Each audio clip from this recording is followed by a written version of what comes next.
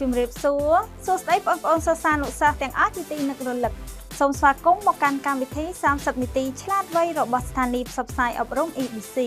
អ្នកគ្រូឈ្មោះអ្នកគ្រូកេតធីតាបង្រៀនមុខវិជ្ជាសិលធម៌ពលរដ្ឋថ្នាក់ទី10ថ្ងៃនេះដែរអ្នកគ្រូនឹងលើកយកខ្លឹមសារមួយមកបង្ហាញបងប្អូននៅក្នុងមេរៀនទី2ជំពូកទី3ចាមេរៀនទី2របស់យើងរដ្ឋធម្មនុញ្ញនៃព្រះរាជាណាចក្រកម្ពុជាអញ្ចឹងចង់ដឹងថារដ្ឋធម្មនុញ្ញនៃព្រះរាជាណាចក្រកម្ពុជាមានអត្ថន័យនិងខ្លឹមសារយ៉ាងណាយើងនឹងសិក្សាជាមួយអ្នកគ្រូទាំង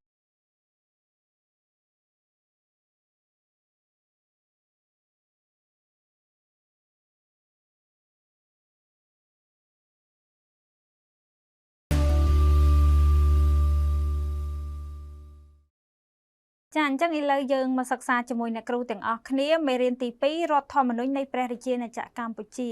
អញ្ចឹងក្រោយពីបងប្អូនបានសិក្សាមេរៀននេះចប់គឺបងប្អូនទទួលបានអ្នកគ្រូក៏មានវត្ថុបំណងនៃមេរៀនជូនបងប្អូនផងដែរអញ្ចឹងចំណុចទី1គឺវិជ្ជាសម្បទានៅពេលដែលចប់មេរៀននេះគឺបងប្អូនអាចរៀបរាប់អំពីចាប្រវត្តិរដ្ឋធម្មនុញ្ញនៃព្រះរាជាណាចក្រកម្ពុជាតាមរយៈខ្លឹមសារមេរៀនផងដែរចាអញ្ចឹងចំណុចទី2គឺបំណិនសម្បទាមានន័យថាបងប្អូនចេះវិភាគ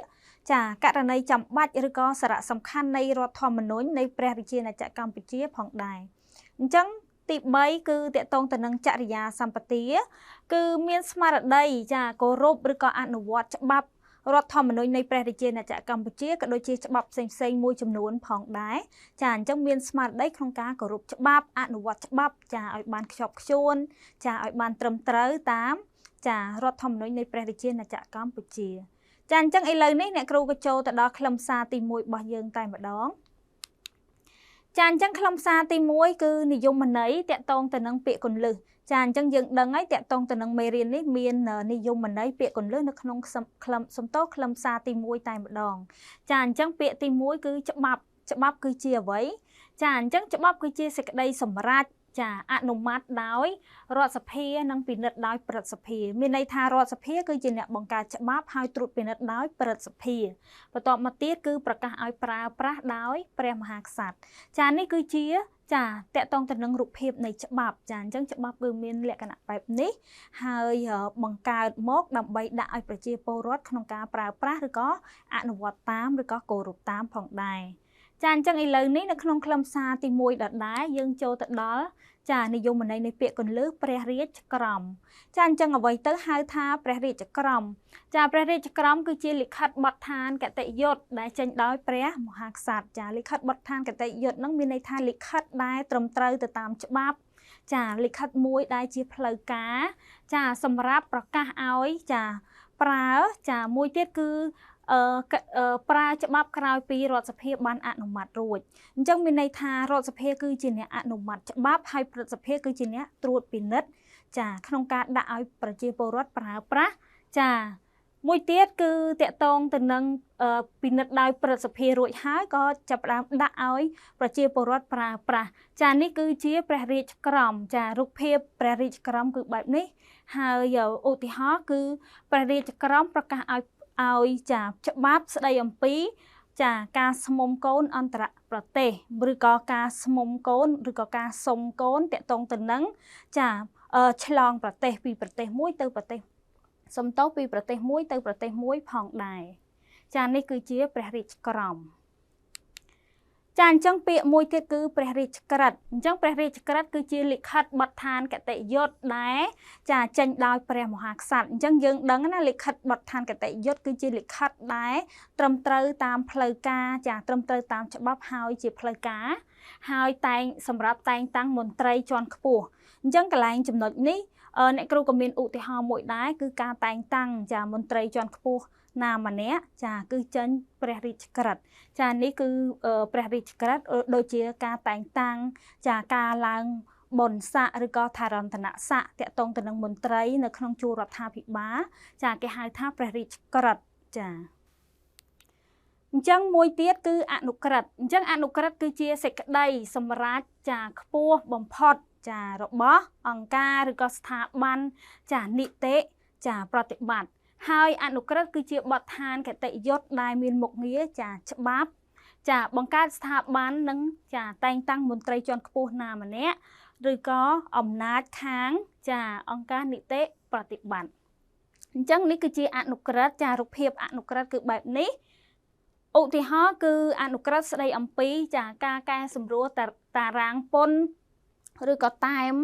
សម្រាប់ចាសារពើពន្ធផងដែរអញ្ចឹងគេចេញអនុក្រឹត្យមកដើម្បីឲ្យប្រជាពលរដ្ឋចាអនុវត្តឬក៏គោរពតាមផងដែរចាមួយទៀតដែរគឺប្រកាសអញ្ចឹងប្រកាសគឺជាសេចក្តីសម្រេចរបស់ក្រសួងចាឧទាហរណ៍នៅក្នុងក្រសួងមួយគាត់មានសេចក្តីប្រកាសចាចេញមកគឺឬក៏អន្តរក្រសួងជាចាអង្គការនីតិប្រតិបត្តិនេះគឺជាចាតកតងទៅនឹងប្រកាសចាអញ្ចឹងប្រកាសស្ដីអំពីការរៀបចំឬក៏ការប្រព្រឹត្តនៃគណៈកម្មការទទួលបន្ទុកចាកិច្ចការនារីនិងចាកុមារឃុំសង្កាត់អញ្ចឹងគឺប្រកាសគឺលិខិតមួយគឺសុទ្ធតែជាលិខិតបទដ្ឋានគតិយុត្តឬក៏ទៅរំត្រូវទៅតាមច្បាប់ឬក៏ចាលិខិតជាផ្លូវការអញ្ចឹងគឺយើងបែងចែកលិខិតមួយឲ្យដាច់ហើយយើងនឹងស្គាល់នេះគឺតកតងទៅនឹងរូបភាពចាលិខិតប្រកាសចាអញ្ចឹងមួយទៀតគឺសារាចរអញ្ចឹងសារាចរគឺជាសេចក្តីណែនាំរបស់ក្រសួងឬក៏ស្ថាប័នណាចាមួយដែរចាខ្ពស់ជាងគេអញ្ចឹងសារាចរចេញមកគឺមានការណែនាំចាគេហៅថាសេចក្តីណែនាំចានេះគឺជាសារាចរចាគឺសារាចរស្ដីអំពីចាការចាត់តាំងខួបលើកទី35ទិវាជនពិការអន្តរជាតិឬក៏ខួបទិវាអីផ្សេងឬក៏សារាចរណែនាំពីចាច្បាប់ចាចរាចរណ៍ផ្លូវគោកចាផងដែរតកតងទៅនឹងការពាក់មួកសុវត្ថិភាពឲ្យបានត្រឹមត្រូវជិះម៉ូតូត្រូវដាក់កញ្ចក់អីហ្នឹងសុទ្ធតែគឺជាការសារាចរណែនាំផងដែរចាអញ្ចឹងមួយទៀតគឺសេចក្តីសម្រេចអញ្ចឹងសេចក្តីសម្រេចគឺជាលិខិតដែលមានអនុភាពក្រោមច្បាប់ចាលិខិតអនុភាពក្រោមច្បាប់ហើយស្របច្បាប់ឬក៏ដូចដូចច្បាប់ហើយចេញដោយចាអ្នកដឹកនាំអង្គការនីតិប្រតិបត្តិឬក៏អាជ្ញាធរចាមួយទៀតអាជ្ញាធរដែលមានសមត្ថកិច្ចដូចជាអភិបាលក្រុងអភិបាលខេត្តផងដែរចាអញ្ចឹងឧទាហរណ៍គឺសេចក្តីសម្រេចតកតងទៅនឹងចាស្ដីអំពីការចាត់វិធានការតកតងទៅនឹងចាការផ្អាកបណ្ដោះអាសន្នតកតងទៅនឹងសកម្មភាពនានាយើងដឹងហើយសម័យបរិបត្តិកូវីដអញ្ចឹងគឺគេចេញសេចក្តីសម្រេចតកតងទៅនឹងការធ្វើអាជីវកម្មណាដែលប៉ះពាល់ទៅដល់ការប្រមូលផ្ដុំគ្នាចាដើម្បីជៀសវាងឬក៏ទប់ស្កាត់បញ្ហាកូវីដ-19ផងដែរអញ្ចឹងនេះគឺជាសេចក្តីសម្រេចចាអញ្ចឹងអ្នកគ្រូចូលទៅដល់ខ្លឹមសារទី2រដ្ឋធម្មនុញ្ញចាអញ្ចឹងរដ្ឋធម្មនុញ្ញអ្នកគ្រូក៏មានសំណួរមួយសួរបងប្អូនតើគ្រប់ច្បាប់ទាំងអស់ចាត្រូវបានអនុម័តពិនិត្យហើយប្រកាសឲ្យប្រើដោយស្ថាប័នណាខ្លះអញ្ចឹងយើងឆ្ងល់ទេតកតងទៅនឹងច្បាប់យើងបច្ចុប្បន្នតើអ្នកណាគេជាអ្នកប្រកាសឬក៏អ្នកណាគេគឺជាអ្នកអនុម័តដើម្បីឲ្យយើងប្រើប្រាស់ចាសប្តាហ៍ថ្ងៃនេះចាអញ្ចឹងបងប្អូនមានឆ្ងល់ទេចាអញ្ចឹងសាកគិតឲ្យឆ្លើយជាមួយអ្នកគ្រូទាំងអស់គ្នាតែអញ្ចឹងឥឡូវយើងតាមដានខ្លឹមសារមេរៀនជាមួយអ្នកគ្រូចាអញ្ចឹងគ្រប់ច្បាប់ទាំងអស់អ្នកដែលអនុម័តដោយរដ្ឋសភាចាអ្នកដែលអនុម័តដោយរដ្ឋសភាហើយត្រួតពិនិត្យដោយព្រឹទ្ធសភាអញ្ចឹងប្រកាសឲ្យប្រើប្រាស់ដោយចាព្រះមហាក្សត្រចាព្រះរាជក្រមរបស់ព្រះមហាក្សត្រអញ្ចឹងច្បាប់ចេញមួយគឺសុទ្ធតែពិនិត្យវិច័យហើយក៏ត្រួតពិនិត្យឬក៏អនុម័តចាច្រើនស្ថាប័នដែលពាក់ព័ន្ធផងដែរចាដូចម្ដេចដែលហៅថារដ្ឋធម្មនុញ្ញចាអញ្ចឹងមេរៀនរបស់យើងរដ្ឋធម្មនុញ្ញនៃព្រះរាជាណាចក្រកម្ពុជាឥឡូវយើងចូលទៅដល់ថាដូចម្ដេចដែលហៅថារដ្ឋធម្មនុញ្ញអញ្ចឹងបងប្អូនអ្នកគ្រូជឿជាក់ថាធ្លាប់ស្គាល់សភៅហ្នឹងហើយតកតងទៅនឹងសៀវភៅរដ្ឋធម្មនុញ្ញកម្ពុជាថ្មីចាព្រះរាជាណាចក្រកម្ពុជា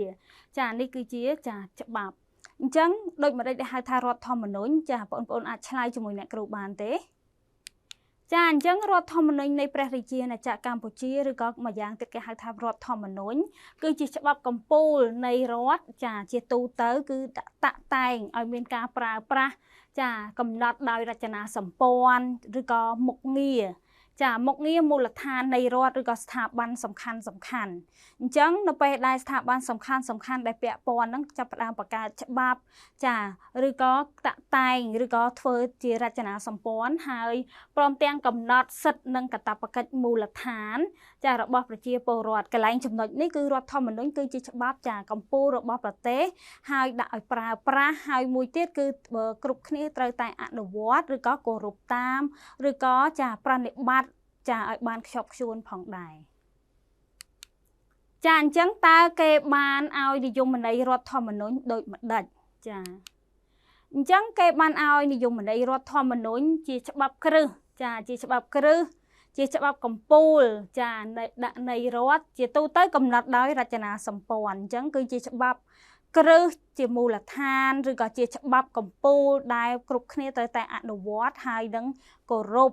ចាហើយកុំឲ្យមានការល្មើសច្បាប់ឬក៏ប្រកាន់ខ្ជាប់ខ្ជួនចាហើយមួយទៀតគឺមុខងារមូលដ្ឋាននៃរដ្ឋឬក៏ស្ថាប័នសំខាន់ចាដែលកំណត់ដោយសិទ្ធិឬក៏កាតព្វកិច្ចជាមូលដ្ឋានរបស់ចាប្រជាពលរដ្ឋអញ្ចឹងប្រជាពលរដ្ឋត្រូវតែអនុវត្តហើយត្រូវតែគោរពតាមនៃច្បាប់រដ្ឋធម្មនុញ្ញនៃព្រះរាជាណាចក្រកម្ពុជាចាអញ្ចឹងតើនៅក្នុងរដ្ឋធម្មនុញ្ញនៃព្រះរាជាណាចក្រកម្ពុជាបានកំណត់ដូចម្ដេចចាអញ្ចឹងកំណត់ដូចម្ដេចខ្លះទៅចាអញ្ចឹងក្នុងរដ្ឋធម្មនុញ្ញព្រះរាជាណាចក្រកម្ពុជាបានកំណត់ចាជាច្បាប់កម្ពុជានៃព្រះរាជាណាចក្រកម្ពុជាគឺចាច្បាប់ចាសេចក្តីសម្រេចទាំងឡាយគឺតកតងទៅនឹងស្ថាប័ននានារបស់រដ្ឋត្រូវស្របជាមួយនឹងចារដ្ឋធម្មនុញ្ញជាដាច់ខាតអញ្ចឹងច្បាប់នានាឬក៏ច្បាប់រដ្ឋធម្មនុញ្ញត្រូវស្របគ្នាហើយដាក់ឲ្យប្រជាពលរដ្ឋប្រើប្រាស់និងគោរពតាមចាហើយអនុវត្តនៅក្នុងសង្គមផងដែរចាចំណុចទី3គឺខ្លឹមសារទី3របស់យើងគឺប្រវត្តិនៃរដ្ឋធម្មនុញ្ញចាអញ្ចឹងតើព្រះរាជាណាចក្រកម្ពុជារដ្ឋធម្មនុញ្ញចាមានតាំងពីចាឆ្នាំ1947រហូតដល់បច្ចុប្បន្នចាមានប៉ុន្មានចាអញ្ចឹងនេះគឺជារូបភាពដែលតកតងទៅនឹងចារដ្ឋធម្មនុញ្ញនៃព្រះរាជាណាចក្រកម្ពុជាចានេះគឺជាសៀវភៅចាអាប់ដេតសំទោសគឺតកតងទៅនឹងការចាបំរែបំរួលនៃសៀវភៅរដ្ឋធម្មនុញ្ញនៃព្រះរាជាណាចក្រកម្ពុជាហើយនេះគឺជាទង់ជាតិតាមសម័យកាលនីមួយផងដែរចាអញ្ចឹងគឺនេះគឺរដ្ឋធម្មនុញ្ញព្រះរាជាណាចក្រកម្ពុជាឆ្នាំ1948ចាតាមឆ្នាំសម័យកាលនីមួយហើយនេះគឺជាទង់ជាតិចាបំរែបំរួលរហូតមកដល់បច្ចុប្បន្នចាបន្តិចទៀតអ្នកគ្រូនឹងបញ្យល់លម្អិតថាទង់ជាតិមួយនៅតាមសម័យកាលណាចាអញ្ចឹងយើងទៅជាមួយអ្នកគ្រូទាំងអស់គ្នាចាអញ្ចឹងយើងដឹងហើយរដ្ឋធម្មនុញ្ញនៃព្រះរាជាណាចក្រកម្ពុជាយោងតាមខ្លឹមសារមេរៀនរបស់យើងគឺមាន5ណារហូតមកដល់បច្ចុប្បន្ននេះគឺរដ្ឋធម្មនុញ្ញឆ្នាំ1947ចារដ្ឋធម្មនុញ្ញឆ្នាំ1972ហើយនិងរដ្ឋធម្មនុញ្ញឆ្នាំ1975ចារដ្ឋធម្មនុញ្ញឆ្នាំ1981និងរដ្ឋធម្មនុញ្ញឆ្នាំ1993ចាអញ្ចឹងតិចទៀតអ្នកគ្រូនឹងរៀបរាប់ពីព្រឹត្តិការណ៍មួយទាក់ទងទៅនឹងរដ្ឋធម្មនុញ្ញចាតាមឆ្នាំនីមួយ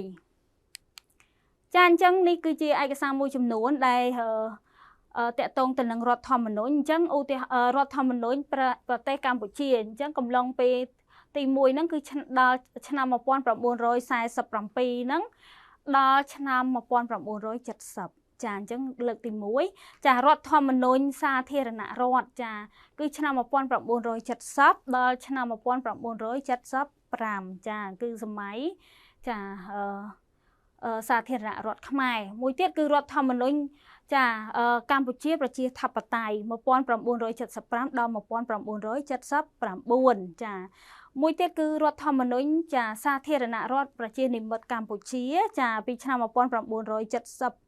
ចា9ដល់1989ចា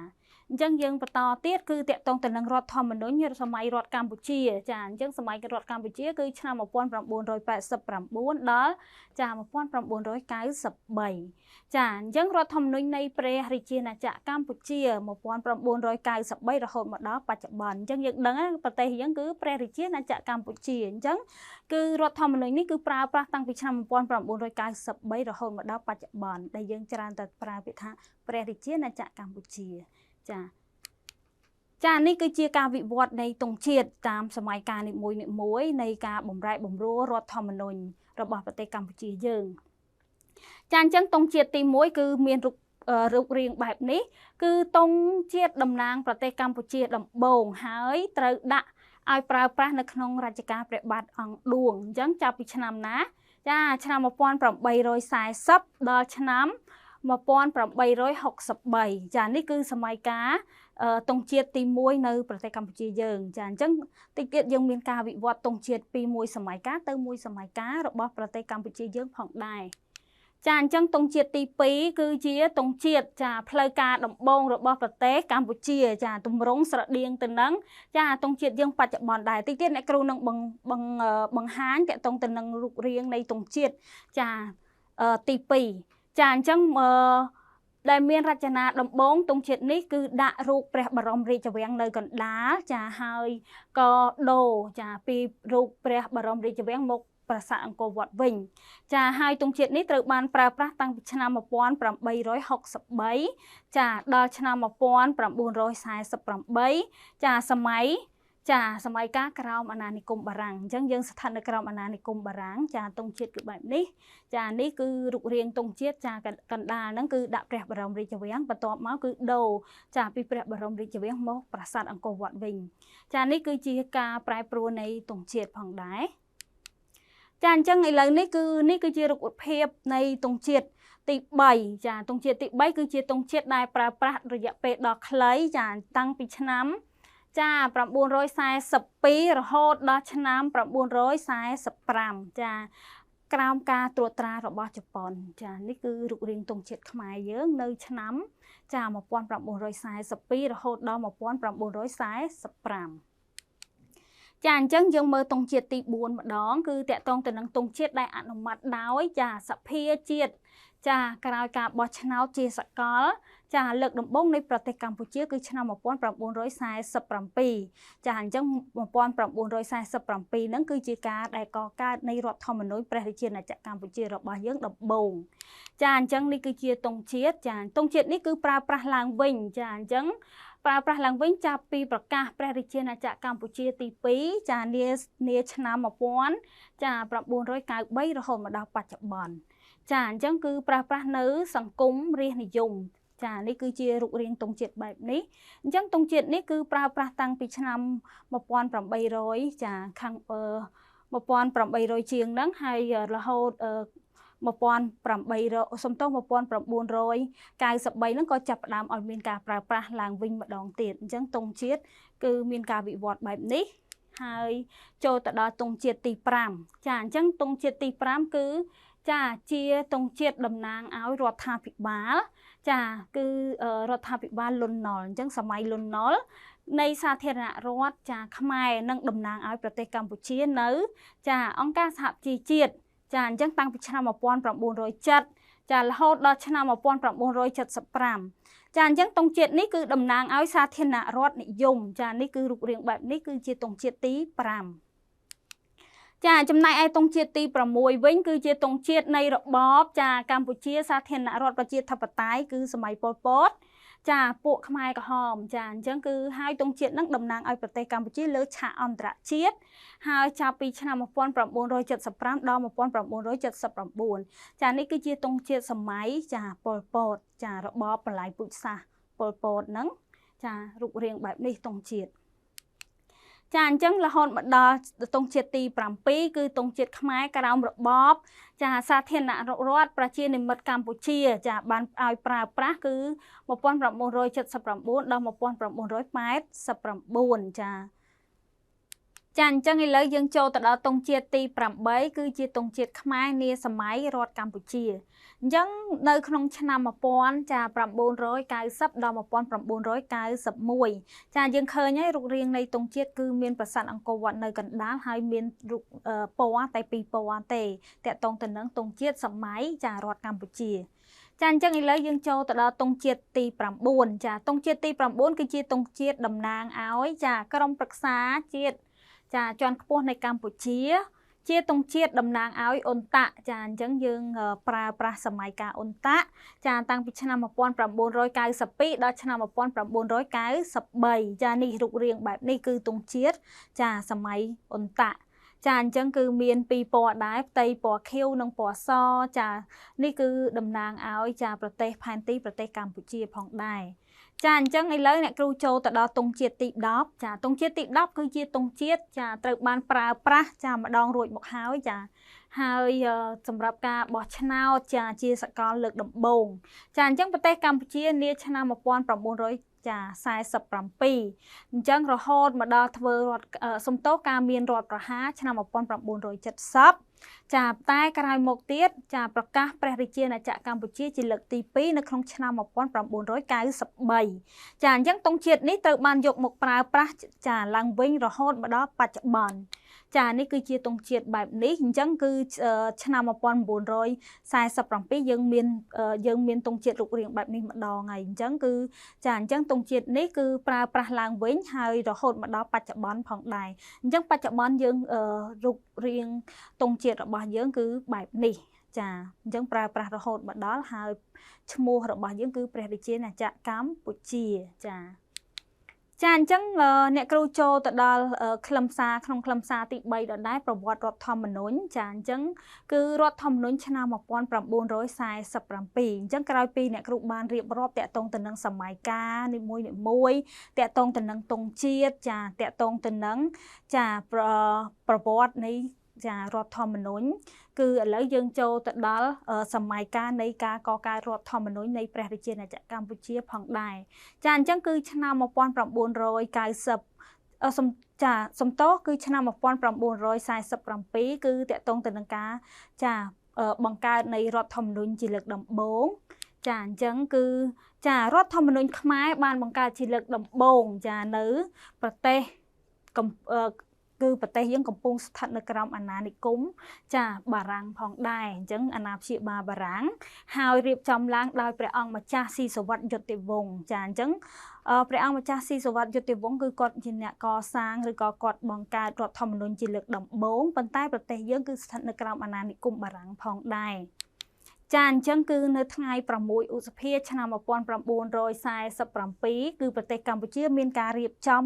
នៃការបោះឆ្នោតចាជ្រើសរើសសភាធម្មនុញ្ញនិងអនុម័តចាជាផ្លូវការដំបូងបង្អស់របស់ខ្លួនតាមប្រវត្តិសាស្ត្រទំនើបចាយើងនៅក្រោមអាណានិគមបារាំងហើយរដ្ឋទំនើបគឺកម្ពុជាចាព្រះរាជាណាចក្រកម្ពុជាគឺអាស្រ័យលើរដ្ឋធម្មនុញ្ញចាឈ្មោះព្រះរាជាសំទោសកម្ពុជាព្រះរាជាណាចក្រអាស្រ័យរដ្ឋធម្មនុញ្ញសំទោសអាស្រ័យធម្មនុញ្ញចានេះគឺជាចាឈ្មោះនៅសម័យកាលនោះចាអញ្ចឹងក្រោយពីបានបញ្ចប់សង្គ្រាមគឺបារាំងបានអនុម័តឲ្យបង្កើតសមាគមចាបារាំងបានអនុម័តឲ្យបង្កើតសមាគមនិងគណៈបកនយោបាយដើម្បីចូលរួមចាប្រកួតប្រជែងក្នុងការបោះឆ្នោតយើងដឹងហើយតកតងទៅនឹងការបោះឆ្នោតគឺត្រូវតែមានពហុគណៈបកមានន័យថាគណៈបកជាច្រើនក្នុងការចូលរួមដើម្បីប្រកួតប្រជែងក្នុងការបោះឆ្នោតនឹងចាអញ្ចឹងដើម្បីប្រកួតប្រជែងក្នុងការបោះឆ្នោតចាសភាធម្មនុញ្ញចាអញ្ចឹងកន្លែងនេះគឺតកតងទៅនឹងការបង្កើតរដ្ឋធម្មនុញ្ញជាលើកដំបូងចាមួយទៀតគឺការប្រកួតប្រជែងចារដ្ឋមានគណៈបក3ចូលរួមប្រកួតប្រជែងផងដែរនៅសម័យកាលនោះចាអញ្ចឹងនៅថ្ងៃទី1កញ្ញា1946ចាអញ្ចឹងមានគណៈបកប្រជាធិបតេយ្យគឺដឹកនាំដោយចាស៊ីសុវត្ថិចាព្រះបាទស៊ីសុវត្ថិយុត្តិវង្សចាគណៈបកសេរីភាពគឺដឹកនាំដោយព្រះបាទនរោត្តមនរិន្ទដេតចាមួយទៀតគឺគណៈបកចាប្រជាធិបតេយ្យចម្រើននិយមដឹកនាំដោយនរោត្តមចាព្រះបាទនរោត្តម មុងតាណាចាអញ្ចឹងនេះមាន3គណៈបកក្នុងការចូលរួមចាប្រកួតប្រជែងក្នុងការបោះឆ្នោតសម័យកាលនោះចាអញ្ចឹងឥឡូវនេះយើងចូលទៅដល់នៅ9វិច្ឆិកាឆ្នាំ1953គឺកម្ពុជាទទួលឯករាជ្យចាទទួលឯករាជ្យភាពក្រោមការដឹកនាំព្រះបាទនរោត្តមសីហនុចាអញ្ចឹងព្រះអង្គបង្កើតនយោបាយមួយគឺក្នុងគោលបំណងបង្រួបបង្រួមចាផ្សះផ្សាអ្នកនយោបាយទាំងអស់ចាទាំងអស់គឺតកតងទៅនឹងចាចលនាសង្គមរាស្ត្រនិយមចារដ្ឋាភិបាលចាស្រោចស្រង់ជាតិក្រោយពេលនោះក៏មានវិបត្តិផ្ទៃក្នុងមួយចំនួនផងដែរចាអញ្ចឹងនេះគឺជារដ្ឋធម្មនុញ្ញឆ្នាំ1972ចារដ្ឋធម្មនុញ្ញឆ្នាំ1972គឺរូបរាងបែបនេះគឺតកតងទៅនឹងចារដ្ឋធម្មនុញ្ញចាអញ្ចឹងចូលទៅដល់ឆ្នាំ1972គឺនៅថ្ងៃទី18មិនិនាចាឆ្នាំ1970ចាលន់ នល់ធ្វើរដ្ឋប្រហារចាអញ្ចឹងយើងមានការធ្វើរដ្ឋប្រហារដោយលន់ នល់ហើយទម្លាក់តំណែងព្រះបាទចានរោត្តមសីហនុបន្ទាប់មកទៀតគឺលោកបំបត្តិនៅរបបចារាជានិយមគឺបដូរមករបបចាសាធារណរដ្ឋវិញ ចាអញ្ចឹងយើងឃើញសម័យកាលនីមួយៗគឺមានការផ្លាស់ប្ដូររហូតចាបន្ទាប់មកទៀតគឺរដ្ឋាភិបាលបង្កើតរដ្ឋធម្មនុញ្ញថ្មីមួយទៀតនៅក្នុងឆ្នាំ1972ចាអញ្ចឹងកន្លែងចំណុចនេះដែរក៏មានការបោះឆ្នោតនៅថ្ងៃទី4មិថុនាឆ្នាំ1972ហ្នឹងហើយគេឃើញថាមាន3គណៈបកដែលចូលរួមក្នុងការរកសម្លេងចាគ្រប់គ្រងឬក៏រកសម្លេងក្នុងការបោះឆ្នោតហ្នឹងចាជ្រើសរើសតំណាងរាស្ត្រហ្នឹងចាអញ្ចឹងគឺមានគណៈបកសាធារណរដ្ឋចាដឹកនាំដោយលន់ នល់ចាមួយហើយមួយទៀតគឺគណៈបកសាធារណរដ្ឋនិយមចាដឹកនាំដោយចាព្រះបាទព្រះអង្គម្ចាស់ចាស៊ីសុវត្ថិសិរីមតៈចាហើយនៅក្នុងឆ្នាំ1972នឹងដែរគឺគណៈបកចាប្រជាធិបតេយ្យដែលដឹកនាំដោយលោកអិនតាំចានៅក្នុងឆ្នាំ1970ដល់1975ចាអញ្ចឹងប្រទេសកម្ពុជាគឺបានផ្ទុះសង្គ្រាមស៊ីវិលចាគឺមានចំនួននៅក្នុងប្រទេសខ្លួនឯងចាសង្គ្រាមស៊ីវិលគឺសង្គ្រាមនៅក្នុងស្រុក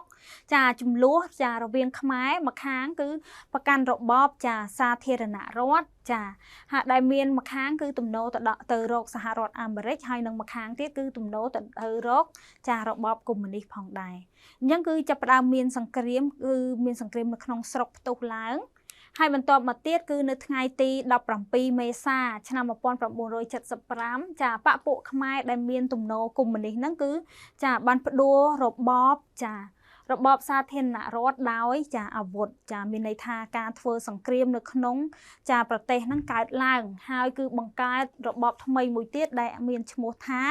កម្ពុជាប្រជាធិបតេយ្យចាអញ្ចឹងគឺមានការផ្លាស់ប្ដូររបបសម័យហ្នឹងហើយមានការចាសំទោសមានការធ្វើសង្គ្រាមស៊ីវិលកើតឡើង